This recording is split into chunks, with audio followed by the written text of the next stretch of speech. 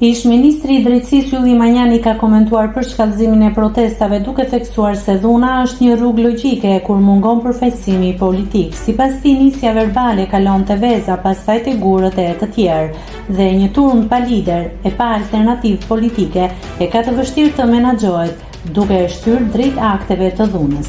Manjani paralajmëroi se dhuna nuk kufizohet vetëm te rrethimi i institucioneve apo gjuajtja me vezë, por mund të shkojë deri në forma ekstreme.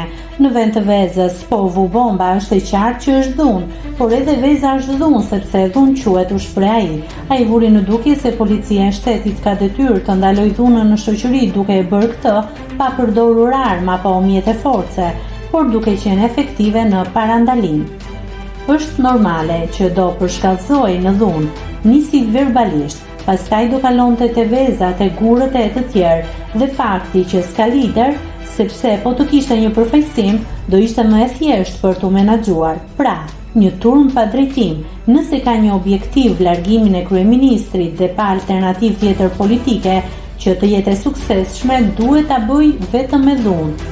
Dhe dhunë do të thotë çdo gjë që nga rrethimi i institucioneve.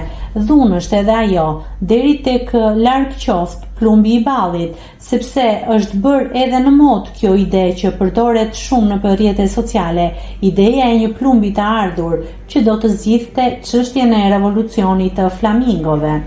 Pra, kjo është rruga logjike.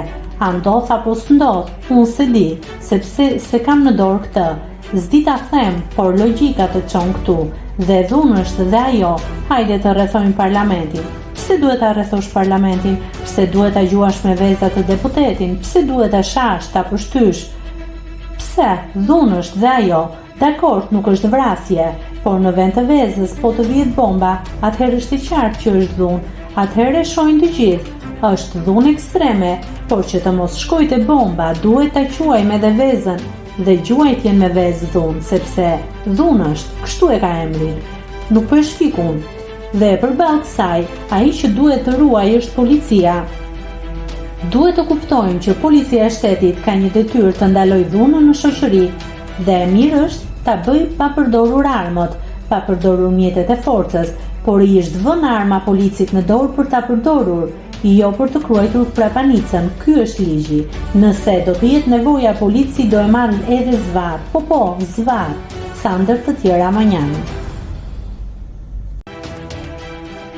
Nëse klikoni mbi butonin subscribe, do t'ju shfaqen të gjitha publikimet tona.